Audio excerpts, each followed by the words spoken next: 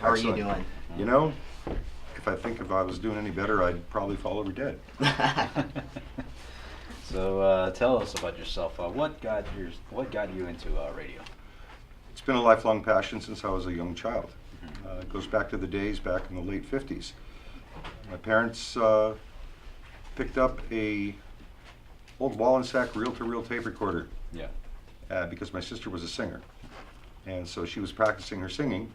Then when she wasn't practicing her singing, I was just writing skits and doing things on the recorder, making my own, fake radio shows, things like that. Get kids from the neighborhood and write scripts, like I said, and we'd all kind of like do like radio drama, And it followed me throughout my entire life. I went from there. I went into to songwriting, editing music, just anything that had to do with sound was always just kind of a passion. And so I followed it, and then I let go of it for a while, and then I started chasing it again, and then I let go of it for a while, and then one day it all just caught up with me. And so I'm doing my thing now, and I want to further my education. Yeah. I'm living the dream, is what I'm doing. Yeah, it's just reading over your cover Excuse me. letter, and just shows that you've done voiceovers and also you've Yes. done voice acting Yes. in various studios. I'm really interested in this. PSAs for KSBR Birthday Bash fundraiser, local merchants, law enforcement. Yeah. Now, obviously Howard Stern and whatnot. Can you do a PSA right now for Howard Stern? Yeah. I would say if you Or a like, promo for Howard Stern? I should okay, say. if you live in the world of politically correctness, I would suggest you don't even go near the station.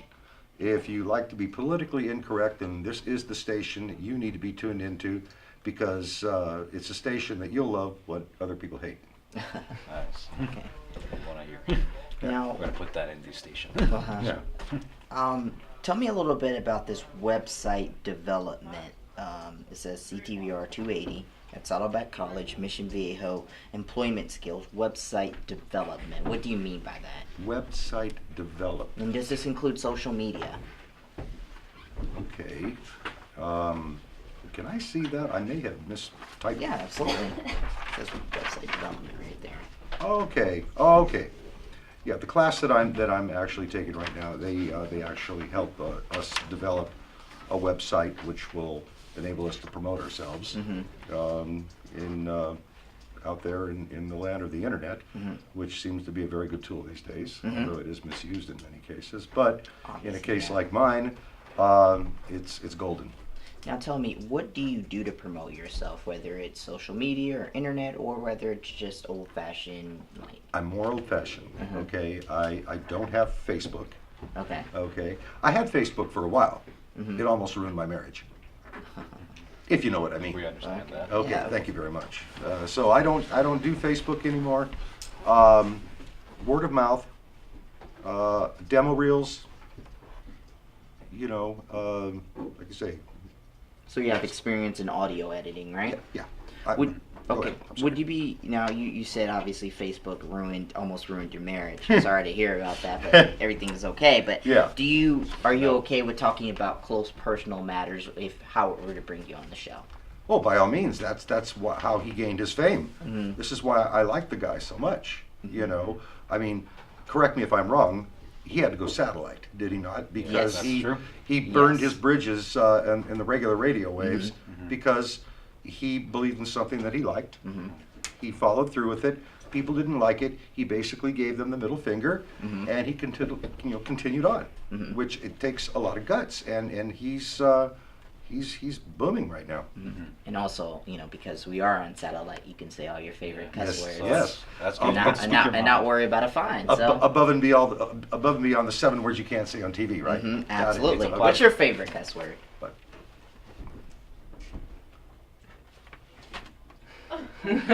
This is Howard Stern. eat my fucking shorts.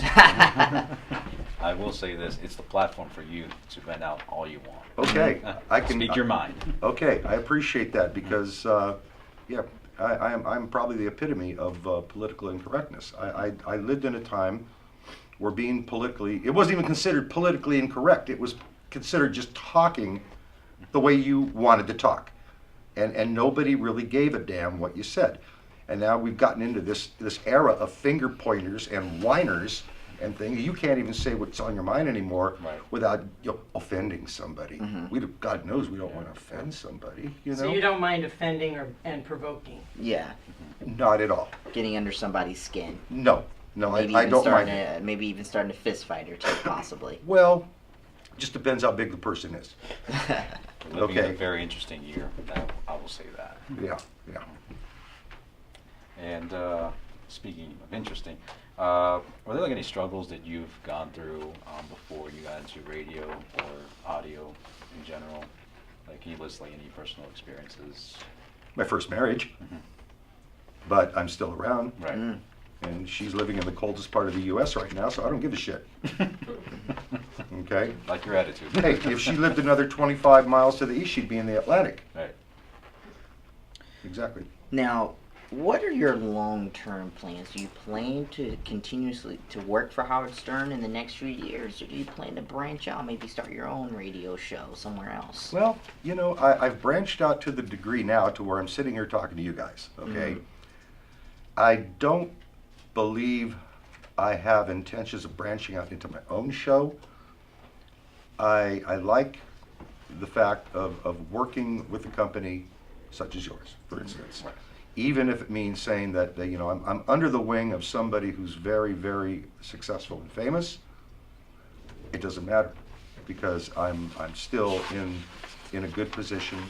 I mean, when you get up to my age, you don't, you find a place to light down and just stay there and build upon it. I've come a long ways. I've tried many things in my life.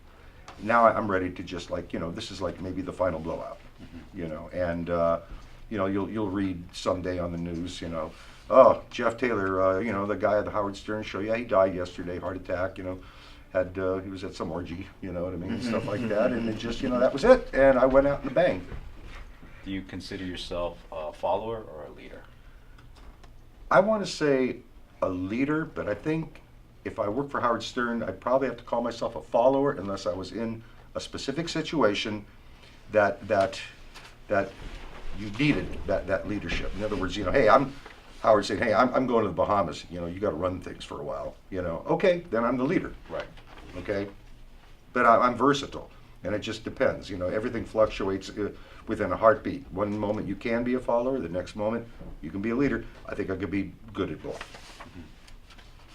Yeah, it's one of the things for like getting experience and everything on the radio. Yeah. You would have to start as a follower, but Yeah, of course. as soon as once you learn everything, that's when you're going to start learning about Correct. becoming a leader. Correct. That's the good thing about here at Howard Stern.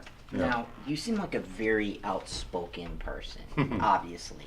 Yeah. And Howard Stern obviously is an outspoken person. So my question for you is, what is the situation where you have had to speak your mind and maybe go against the grain? Whether it was against maybe a program director or against somebody else, whether it's in your personal life or in your professional life working in radio? Well, I think that it's funny. I'll just speak the first thing that comes to my mind. I question authority. Okay? I never met a police officer that I liked. Okay? Especially when I feel... Me too. Especially when We all have that experience. especially when I was in the situation where I knew I was right. I was supposed to keep my mouth shut. Like one cop pulled me over one time and started giving me crap about making a U-turn. And I said, no, it says U-turn's okay. And then he started walking around my truck, and he goes to the front of my truck and he goes, you don't have a light on your front license plate. I go, in the state of California, you don't need a light on your front license plate, only on your back plate. And he goes, who's wearing the badge here?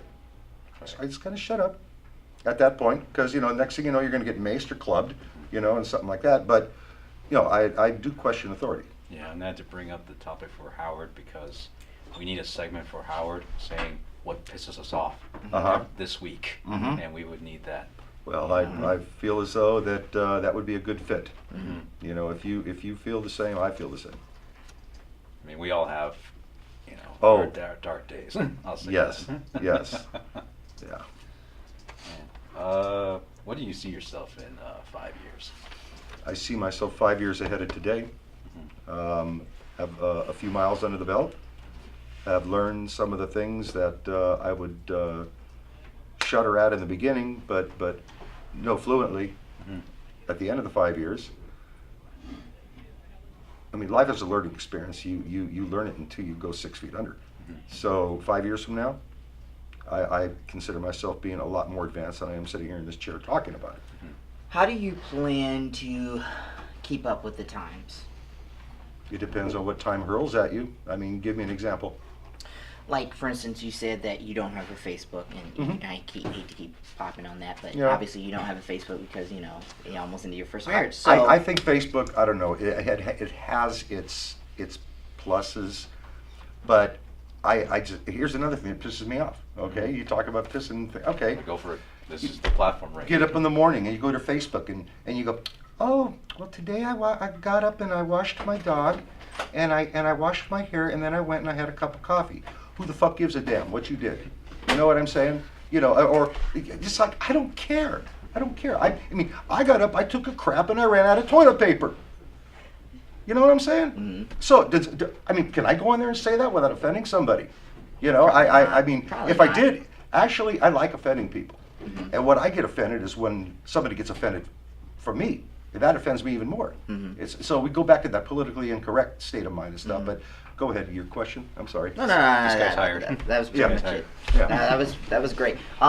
You know, you say you work on OC Rock Radio. That's that's an internet radio station, right? Yes, sir. Yes, sir. So, what was some of your recall that experience? Because I believe that was your first real experience with radio. Recall that Yep. experience, and was there ever a time where you was able to vent on air and speak your mind and say what was pissing you off? Well, within reason, I know that the teacher we had at that time said it's okay if you screw up on the radio, on internet radio, because nobody's listening. Okay, but I found that interesting because there's a lot of people who listen to internet radio. The rules are a little more lax on internet radio. I'll tell you, OC Rock Radio, that is where I broke into broadcasting. I was a walking hard on all the time, man. I loved that job. I loved rock and roll. I come from a rock and roll background, and I could pick and choose what music I wanted to without getting yelled at by the management.